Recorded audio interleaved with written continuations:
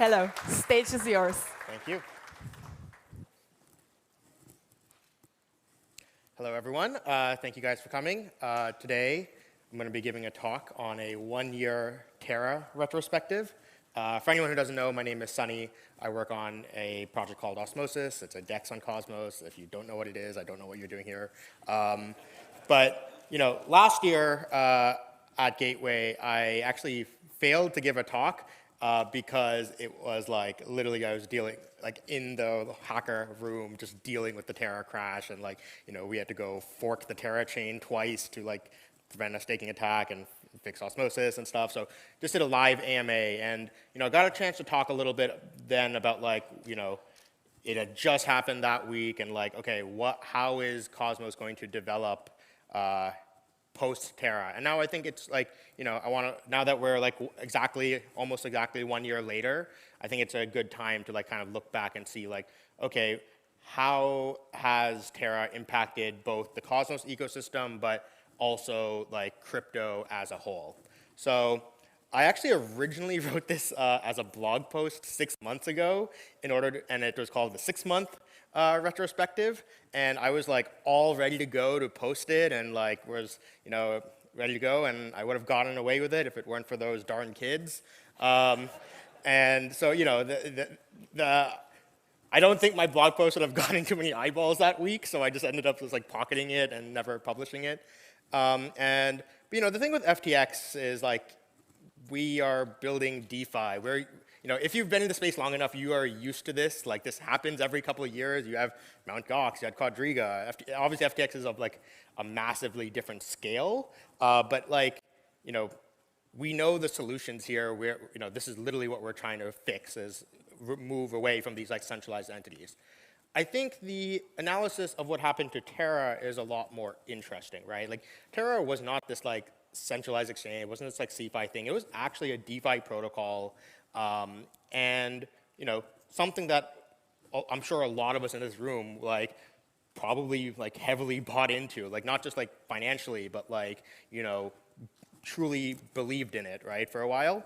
And so that's why I want to go and let's retrospect on this. So we're going to start with what was Terra, how did Terra relationship with Cosmos both before and after the crash, right? So Terra always had this sort of weird, tenuous relationship with Cosmos. Sometimes they like to pretend, sometimes they would be oh, we're not a Cosmos chain, we're doing our own thing off on the side. But then sometimes you had this guy screaming Cosmos at this event. I don't know if, can anyone find the video of this? I swear there's a video of him doing it, but I searched YouTube for an hour and I couldn't find it. So if anyone still has that video, let me know. But we had this, we predicted that hey, when UST was going to come into Cosmos and bring this sudden rush of liquidity, and we were right about that. It did, and on Osmosis, UST peaked at over $250 million of liquidity. Luna as well, almost $175 million of liquidity. It brought in this massive flood of liquidity, which led to this huge boom in Cosmos TVL, Cosmos asset prices. But then we kind of forgot what happens when a wave actually does hit. It kind of actually destroys everything in the process. And there was, so one thing I want to talk about is there was this narrative that was happening, I think, especially within a lot of the Ethereum community, that oh, these Cosmos people were dummies for letting this happen, right? How did you let this thing happen? And I think part of the story here is that UST was the only stablecoin that was available in Cosmos, right? There was no other IBC enabled stablecoin at the time. There was no in production bridges at the time. And so obviously being the thing that was available, that's what got the traction. But it's also worth noting that we weren't the only ones that fell for this, right? So not to excuse us, but UST was being exported everywhere throughout crypto. It was about to enter Solana in a very big way. It was becoming the primary stablecoin in the Avalanche ecosystem. AVAX itself was going to be built collateral in the Terra protocol. And as I like to remind people, the Ethereans, UST was about to become the main stablecoin in the Curve pools as well. It was literally like weeks away from happening before the DPEG happened. So like part of this whole narrative of like, okay, how did UST become so big in Cosmos? It just happened to be that it got big in Cosmos first because we were the closest to UST. IBC made it the easiest for UST to come in and dominate in Cosmos, but it was very close to like taking on a very similar role throughout the crypto ecosystem. But unfortunately, that hurt us pretty bad. All that liquidity went crashing away. All that sort of value and capital that like $60 billion poofed in thin air. But one thing I also like to point out is like, yes, the capital and liquidity, this like paper money liquidity disappeared, but the users stayed, right? Like if you look at, this is for Osmosis specifically, but obviously we had a fall off after the USD crash, but like it's actually stayed relatively stable. This is like our weekly active users, and it's actually stayed relatively stable. And a lot of the users that came in initially from the Terra ecosystem ended up staying in the Cosmos. Like, it's honestly thanks to a lot of the work from people like Danku and Cephii and all these like people within the Terra ecosystem who were really trying to like expose the lunatics to the wider Cosmos ecosystem. And today you see that where it's like, even today you see on Twitter people still have the moon emojis and stuff in their Twitter bios. And so this is like why I like to call, so that's why my original post was titled the Terra Supernova, where Terra likes to, it uses this analogy of the planet and the moon and blah, blah, blah. But I think like a better astronomical analogy is a supernova, right?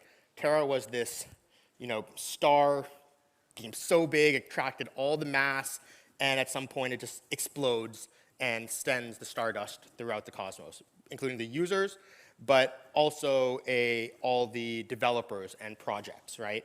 So, this was thanks to a lot of the work from like, our team helped like with like the Osmosis Grants program helped. A lot of these teams had lost all of their funding. It was all in UST. The Osmosis Grants program came in, stepped in, and helped provide funding to a lot of these teams. The Juno Grants program helped provide funding to a lot of these teams. Like, I think part of what happened was like a lot of the rest of, I think Cosmos got wrecked just as hard as a lot of the Terra projects as well. And there was this like shared suffering that we had together. And it's not the best way to build community, but it is a way to build community. And it really did work. And so, I just want to like, I think maybe people don't realize how many of the projects that you just like accept as Cosmos projects today actually came from Terra. Like I just want to like go through some of them, right? Like obviously you have Mars, one of the biggest lending protocols on Terra. Skip started off as building MEV solutions for Terra. Kato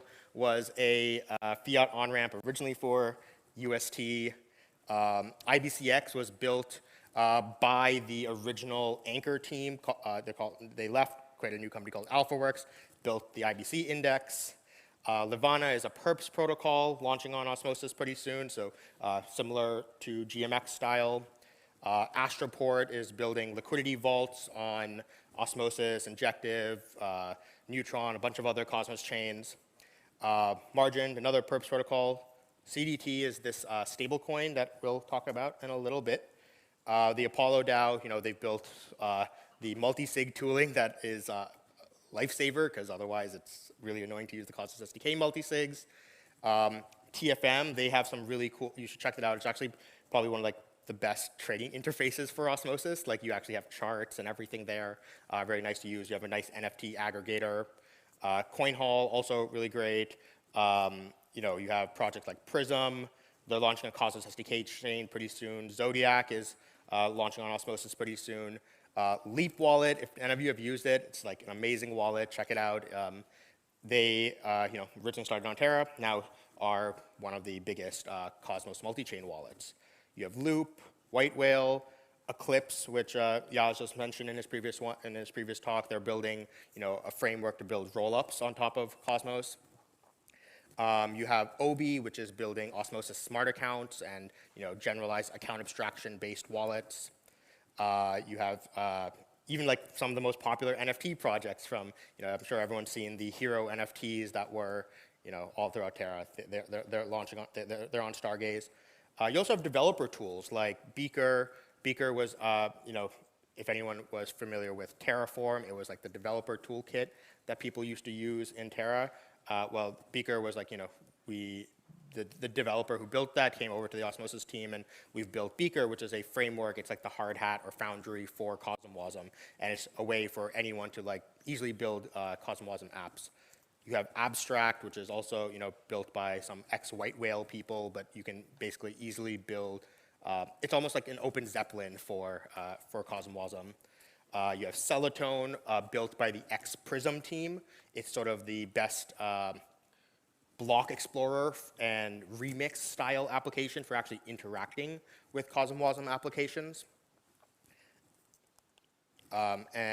Just this week, Terrascope, which is one of the most popular explorers that everyone loved, rebranded to Chainscope, and now they support Osmosis, and I'm sure they'll start supporting more Cosmos chains pretty soon.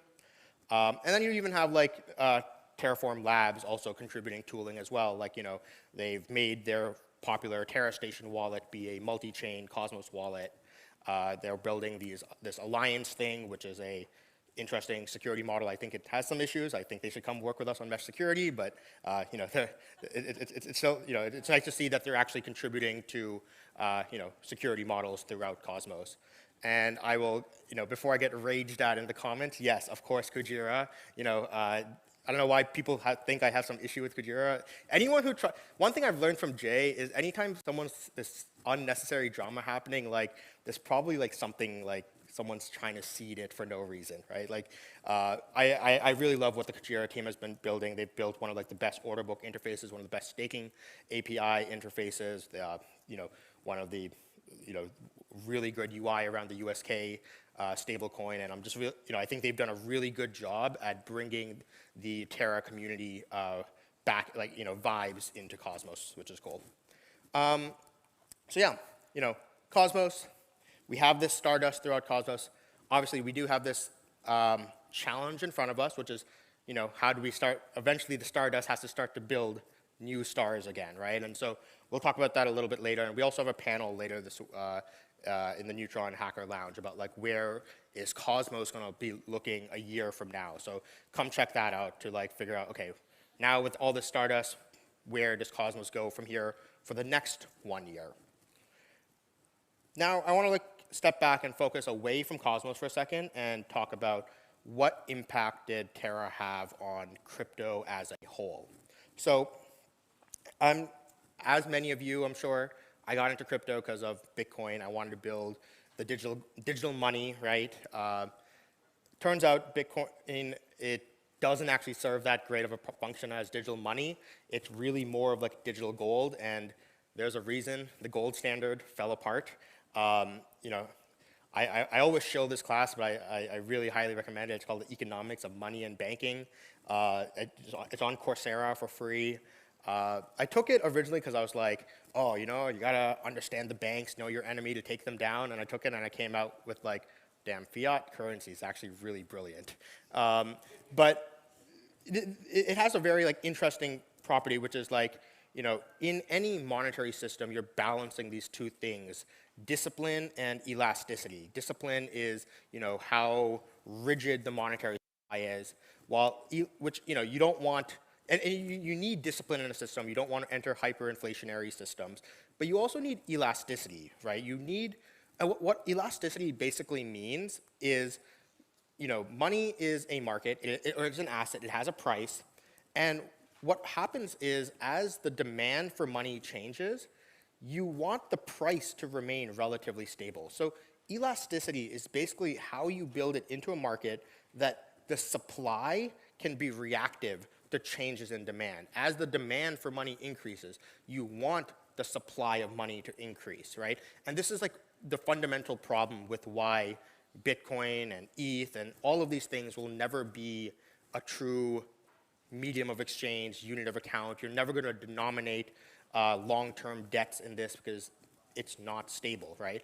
And we really do need to build actual stable, digital fiat, algorithmic fiat currencies, current digital currencies who have these feedback cycles. And Terra was one of the first that actually tried to build such a mechanism. Was it the best design for a mechanism? In retrospect, obviously no. But like it was one of the few that was actually innovating and like experimenting with this idea of, hey, algorithmic supply that reacts to changes in demand. And I remember when the Terra team originally came to our office, like the Tendermint office back in like 2019 or something, like I was skeptical of the stablecoin design. It was like, where's the collateral? But Joe had like an interesting point. His point was, it doesn't matter as much. Fiat currencies also don't have collateral. Fiat currencies remain stable because they have real economies behind them that are driving real demand, right? Fiat, holds its value because there's a set of real users that have this constant demand pressure on it.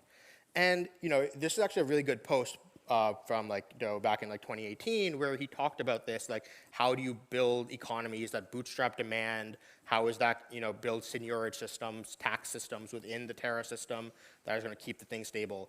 And the thing is, they actually started to like build this, right? They had this whole chai thing going on. Now, obviously, in retrospect, it's unclear how real any of that was, but it was at least like, it felt real that like, oh, the thesis at least seemed to make sense of like, hey, let's build real payment systems. Let's have companies actually using this in their cash flows. And then they also started building these like an entire DeFi economy around this, right? You have Mirror, which was driving a lot of demand for UST being used. You had this ecosystem of DeFi applications being built on top of Terra. And you had UST starting to be used throughout the entire crypto ecosystem, exported out of Terra and Cosmos. And things seemed to be working, right? It was, there was growth. And then came the scam, the anchor money machine, the magic money machine, right? And anytime there's a magic money machine, you should be skeptical. And the problem was you had these insane 20% APYs, which are obviously unsustainable, right? Like there was no actual way for these 20% APYs to be coming from anywhere.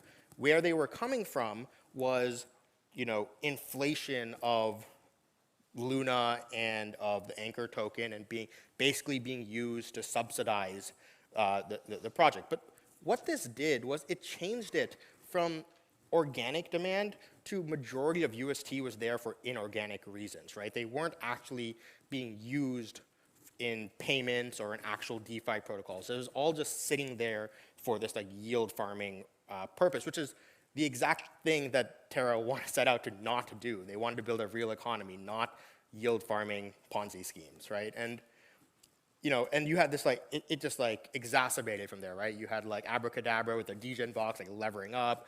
You had like Y Combinator companies like telling consumers to like put their money into UST and get this like safe 20% yield.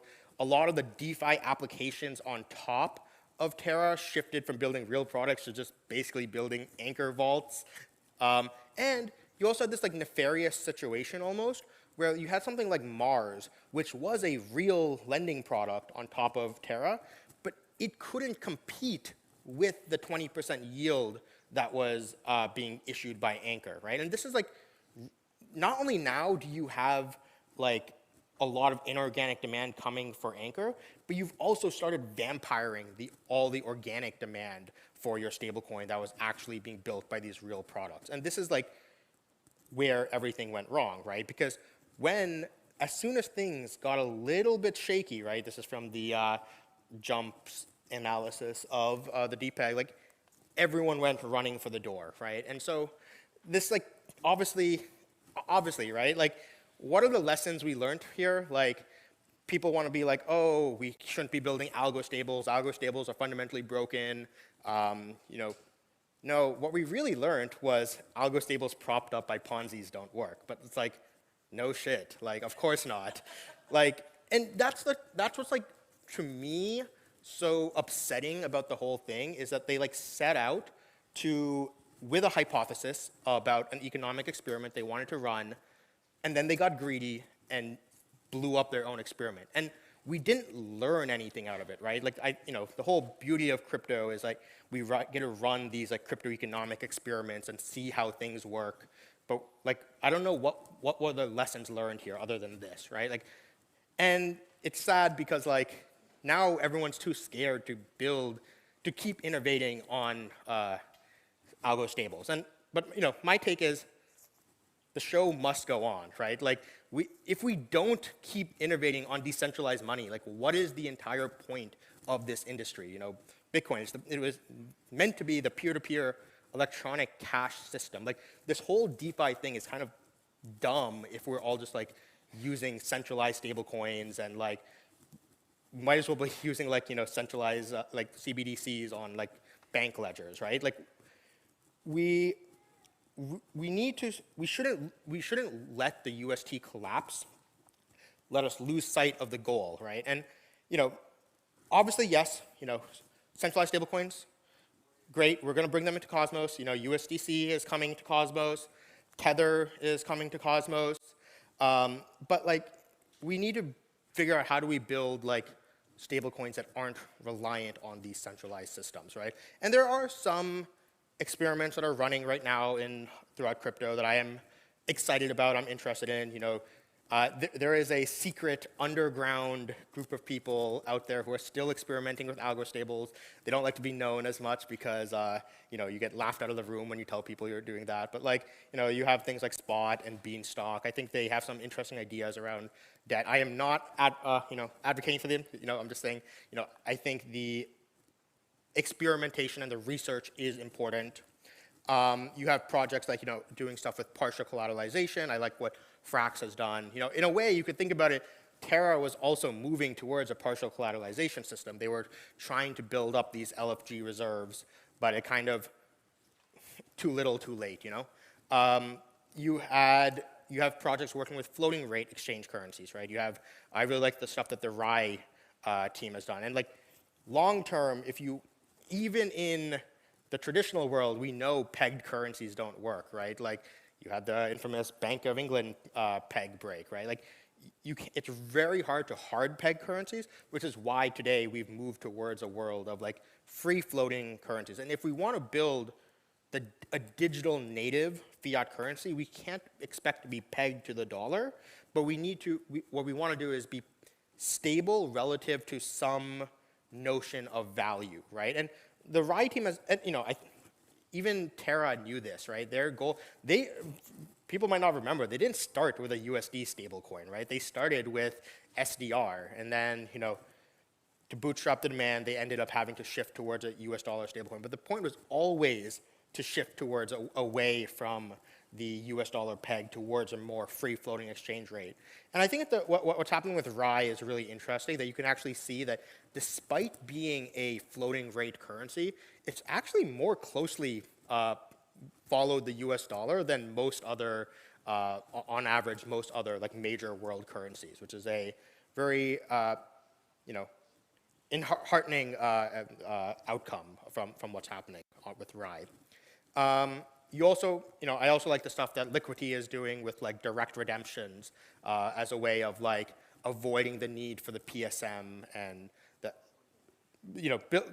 avoiding the PSM style systems that you need in Maker and whatnot. So within Cosmos, it's nice that we are actually running a number of stablecoin experiments. We have IST from the Agoric team. They're launching the vaults pretty soon. You have the Comdex, you have USK from the Kujira team, you have Silk. We have all of these stablecoin experiments running right now, which I'm excited for. One that I want to highlight, which is called Membrane. Membrane is a project building on top of Osmosis right now. And they take a lot of these ideas from these experiments being done and are building them into one product, right? So they are using a floating peg similar to Rye.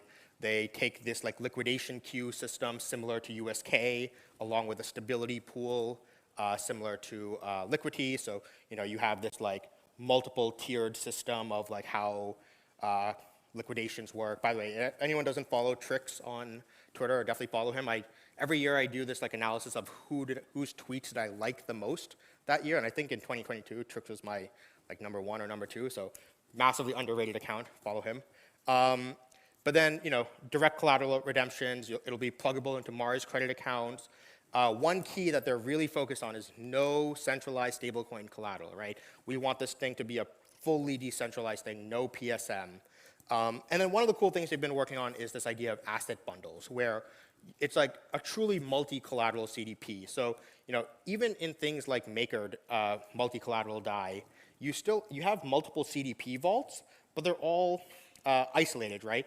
With the way that Membrane is working, you can have multiple collateral types in a single vault. So even as long as they're uncorrelated assets, they don't have separate liquidation points. You get one liquidation point for all your collateral in a single vault, which is really cool. I'm going to shift gears really quick to talk about Bitcoin for a second. This will feel a little bit off, but it'll come back together, I promise. Bitcoin-centric Cosmos, right? I've talked about this for a long time, and you might have seen this tweet before. It's like, Cosmos will save Bitcoin. But I think this is still true, but I think there's also an extent to which, right now, if we want to save Bitcoin, will also help save Cosmos. Today, I think one of the biggest issues within the entire Cosmos ecosystem is a massive, and just throughout crypto, other than Ethereum, is a massive lack of capital and liquidity, right? A large reason for this is that ETH is this asset, this like moneyness asset that has this giant market cap, and through that it's been able to fund this like huge DeFi ecosystem, $27 billion of TVL in the DeFi ecosystem, Ethereum DeFi ecosystem. That doesn't even include the L2s. Meanwhile, but in Cosmos we don't have any asset like ETH that has this level of moneyness and high store value. But there is an asset out there, Bitcoin, that has a higher market cap and more value than ETH, and a fledgling DeFi ecosystem, because you can't build anything on top of it right now, right? And I think this is like, Ethereum has the money and the ecosystem. I think that, my call to action for Cosmos is we need to really lean into Bitcoin. Bitcoin has the money, no ecosystem. Cosmos has an amazing ecosystem, but no like strong base money. And this is where these things can mix.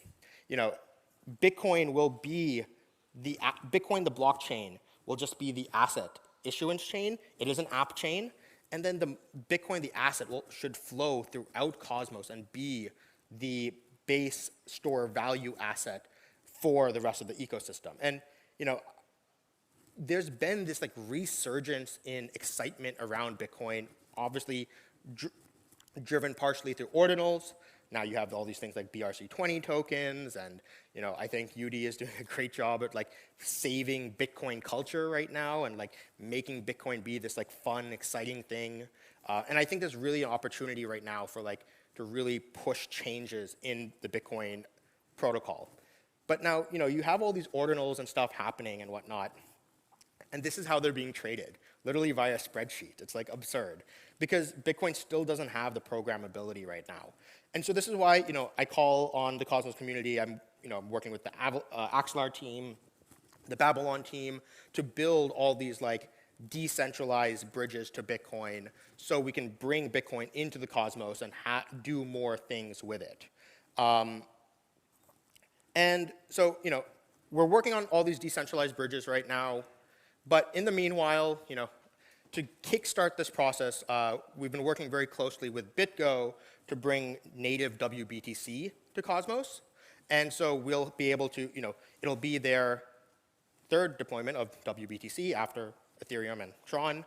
But basically, WBTC, one of the most trusted assets in the DeFi ecosystem. It's used as collateral in Maker, Compound, Aave, everywhere, right? And by bringing this WBTC, it'll be this initial asset that we can start to use while we wait for the truly decentralized Bitcoin bridges to come live. And as part of this, we're working with the Membrane team to build BitDollar, which is going to be a purely Bitcoin-backed stablecoin. So, Terra had the right idea, right? They were building up collateral for UST with Bitcoin. And I think that was truly the right idea. And what we're going to do is, using the membrane multi-vault system, we'll be able to support, starting with WBTC as the first collateral type, but start to include the many different Bitcoin varieties throughout Cosmos as collateral types, such as, Axelar's Bridge, Nomics, Wormhole's working with TBTC, so that will come over soon. And eventually, we want the end goal of Bitcoin bridges is drive chains, and that's probably a while away, but we'll be able to build this. I think it's the first experiment. Let's start this experiment of bringing Bitcoin in and issuing a stable coin using it. I am way over time, so thank you guys. So let's see what we can do with this. Make the best out of this supernova. Thank you.